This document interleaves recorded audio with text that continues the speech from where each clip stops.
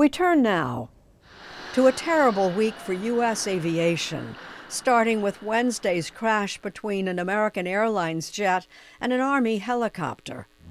Then, on to Friday's small plane crash in Philadelphia. Here's Kris Van Cleave. It came down like a missile.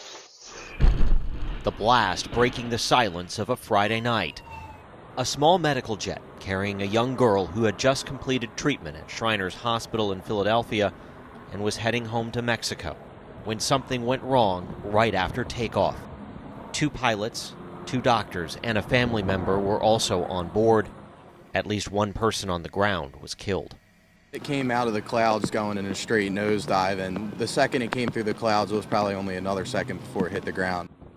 The Learjet 55 crashed into a busy section of the city, destroying cars and setting buildings ablaze. A horrifying end to the deadliest week in American aviation in decades. It's just scary to think like maybe flying isn't the best thing to do right now. Rattling an already shaken nation looking for answers in the wake of Wednesday's mid-air collision.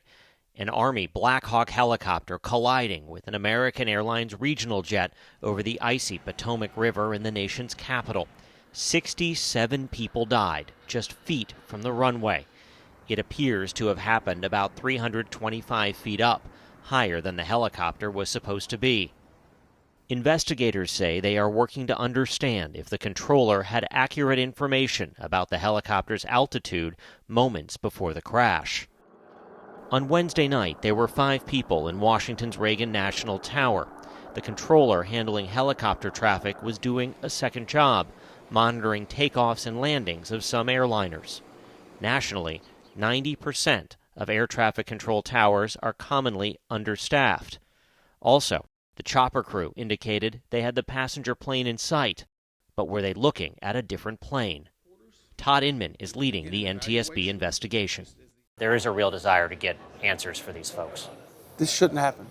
Unfortunately, this is a tragedy, but from this we will learn. It's one of the reasons why it's been so long since we've had another accident.